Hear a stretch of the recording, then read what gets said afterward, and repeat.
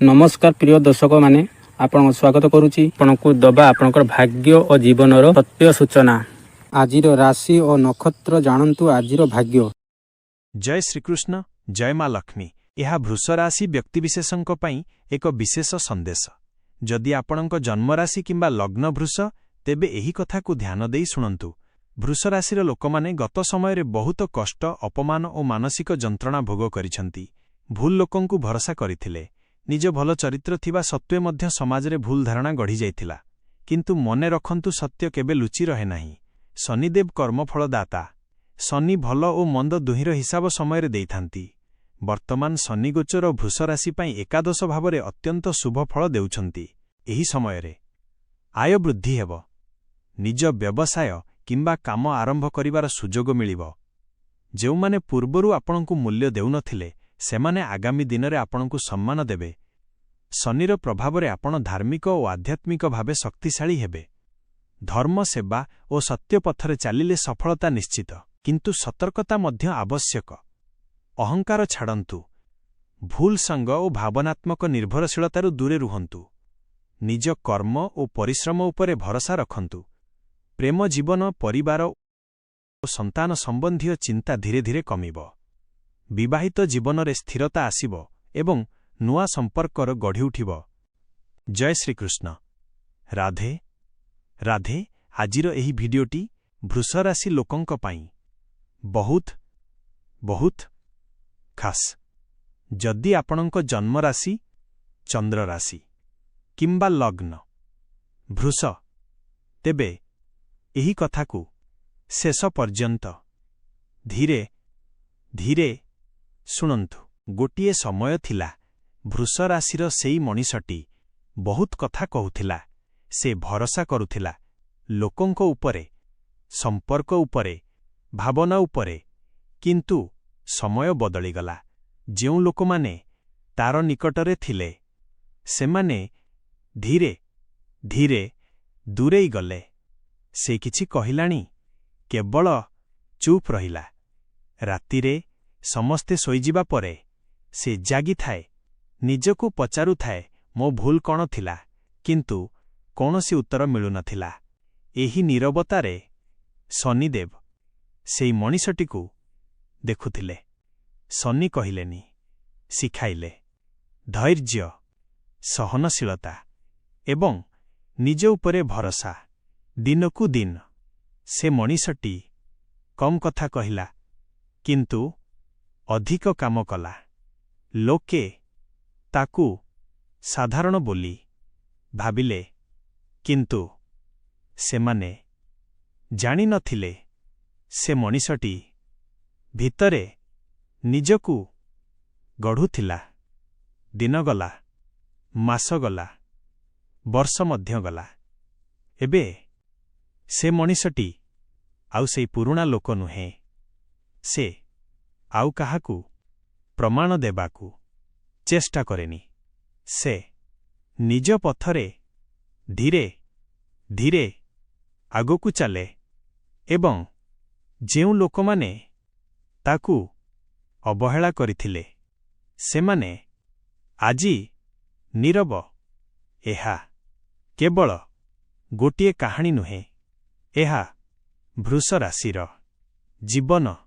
जदि एही कहानी रे आपण निजकू देखि पारुछंती तेबे मने रखंतु शनि देरी करंती किंतु न्याय निश्चित। गोटिए समय थिला सेई मनीषटी सबुबेले समस्तंकु साहाय्य करुथिला।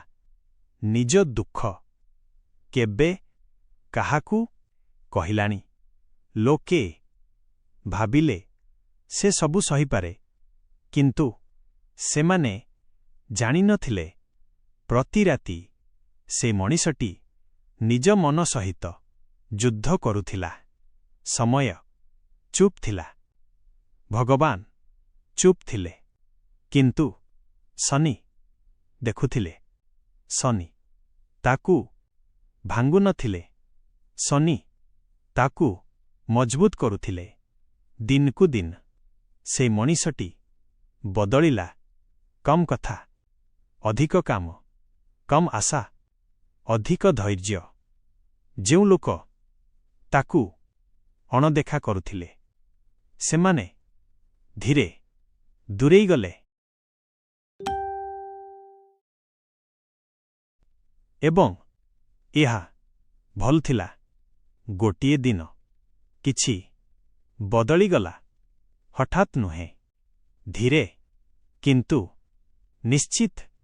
ତାର କାମ କଥା କହିଲା, ତାର ନୀରବତା ଉତ୍ତର ଦେଲା। ଆଜି ସେ ମଣିଷଟି ଆଉ କାହାକୁ ପଛୁଆଇ ନାହିଁ। ସେ ନିଜ ପଥରେ ଶାନ୍ତିରେ ଚାଲୁଛି। ଏବଂ ଯେଉଁମାନେ ତାକୁ ଭୁଲି ଯାଇଥିଲେ, ସେମାନେ ଏବେ ମନେ ପକାଉଛନ୍ତି। ଏହା କାହାଣୀ ମାତ୍ର ନୁହେଁ, ଏହା ବୃଷ ରାଶିର ସତ୍ୟ। ଯଦି ଏହି କାହାଣୀ ଆପଣଙ୍କ ହୃଦୟକୁ ଛୁଇଁ ଯାଇଛି, ମନେ ରଖନ୍ତୁ, ଚୁପ୍ ରହିବା ହାର ନୁହେଁ, ଚୁପ୍ ରହିବା ତିଆରି। ସେଦିନ ସେ କିଛି କହିଲାଣି। କୌଣସି ଘୋଷଣା ନୁହେଁ, କୌଣସି ଆତ୍ମଗର୍ବ ନୁହେଁ। ସେ ସକାଳେ ଉଠିଲା ଏବଂ ନିଜ କାମକୁ ଗଲା ଯେପରି ସଦା, କିନ୍ତୁ ଭିତରେ କିଛି ବଦଳି ଯାଇଥିଲା। ଭୟ ଆଉ ନଥିଲା। ସନ୍ଦେହ ଶାନ୍ତ ହୋଇଯାଇଥିଲା। ସନ୍ନି ତାକୁ ପରୀକ୍ଷା ନେଇସାରିଥିଲେ। ଯେଉଁମାନେ କେବେ ତାକୁ ହସିଥିଲେ, ସେମାନେ ଆଜି ଚୁପ୍। ଯେଉଁମାନେ କହୁଥିଲେ ତୁମେ କିଛି କରିପାରିବନି, ସେମାନେ ଆଜି ତାର ନାମ ନେଉଛନ୍ତି। ସଫଳତା ଚିତ୍କାର କରିଲାନି। ସେ ନୀରବ ଭାବେ ଆସିଲା। ଏକ ନୂଆ ଦାୟିତ୍ୱ, ଏକ ନୂଆ ପଦ, ଏକ ନୂଆ ପରିଚୟ। ସେ ମଣିଷଟି ଆଜି ଆଉ କାହାକୁ ପ୍ରମାଣ ଦେଉନାହିଁ। ସେ ନିଜକୁ ମିଳିଯାଇଛି। ବୃଷ ରାଶି, ମନେ ରଖ, ତୁମର ସମୟ ହଠାତ୍ ଆସେନି। ତୁମର ସମୟ ଧୀରେ କିନ୍ତୁ ସ୍ଥାୟୀ। ଯେତେବେଳେ ତୁମେ ଚୁପ୍ ଥିଲେ, ସେତେବେଳେ ଭାଗ୍ୟ କାମ କରୁଥିଲା। ସବୁକିଛି ଏକାଥରେ ବଦଳିଲାଣି। ଧୀରେ, ଖୁବ୍ ଧୀରେ। ଯେତେବେଳେ ତୁମେ ହାରିଗଲୁ ବୋଲି ଭାବୁଥିଲ, ସେତେବେଳେ ସମୟ ତୁମକୁ ଗଢ଼ୁଥିଲା। କେହି ତୁମ ଯନ୍ତ୍ରଣା ଦେଖିଲେନି, କେହି ତୁମ ନୀରବତା ଶୁଣିଲେନି, କିନ୍ତୁ ସନି ସବୁ ଦେଖିଥିଲେ। ତୁମେ ଭାଙ୍ଗିଗଲୁ, କିନ୍ତୁ ଭାଙ୍ଗିଲୁନି। ତୁମେ ହାରିଲୁ, କିନ୍ତୁ ଛାଡ଼ିଲୁନି। ଏବେ ସେଇ ଲୋକମାନେ ଯେଉଁମାନେ ତୁମକୁ ତଳେ ଦେଖିବାକୁ ଚାହୁଁଥିଲେ, ସେମାନେ ଚୁପ୍। କାରଣ ତୁମର ଉଠିବା ଶବ୍ଦ କରେନି, କିନ୍ତୁ ଭୂମିକମ୍ପ କରେ। ଏହା କୌଣସି ଚେତାବନୀ ନୁହେଁ, ଏହା ଘୋଷଣା ମଧ୍ୟ ନୁହେଁ। ଏହା କେବଳ ଶେଷ ସନ୍ଦେଶ। ଯେଉଁମାନେ ତୁମକୁ ଭୁଲିଥିଲେ, ସେମାନେ ଏବେ ମନେ ପକାଉଛନ୍ତି। ବୃଷ ରାଶି, ଯେଉଁ ରାତି ପରେ ସକାଳ ନିଶ୍ଚିତ, ସେ ରାତି ଖୁବ୍ ଲମ୍ବା ଥିଲା। ଚିନ୍ତା ନିଦକୁ ଫେରାଇ ଦେଉନଥିଲା।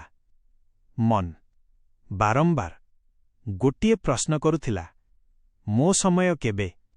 ନୀରବତା କୌଣସି ଉତ୍ତର ଦେଲାନି। କିନ୍ତୁ ସମୟ ଶୁଣୁଥିଲା।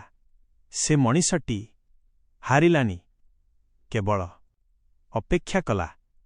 ନିଜକୁ ସଂଯମରେ ଧରି ରଖିଲା। ଏବେ ସେଇ ସକାଳ, ଯେଉଁଥିରେ ସୂର୍ଯ୍ୟ ଅଲଗା ଲାଗୁଛି। କାରଣ ଭିତରେ ଭୟ ନାହିଁ। ସନି ଦୂରେ ଯାଆନି।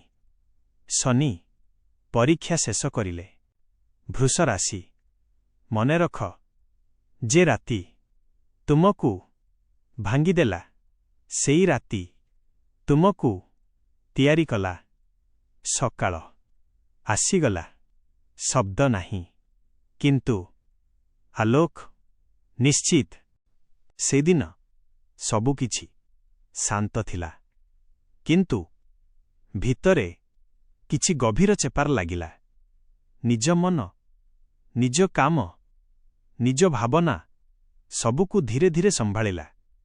ଲୋକେ ତାକୁ ଛୋଟ ମଣିଷ ବୋଲି ଭାବିଲେ, କିନ୍ତୁ ତାଙ୍କୁ ଜାଣିଲେନି।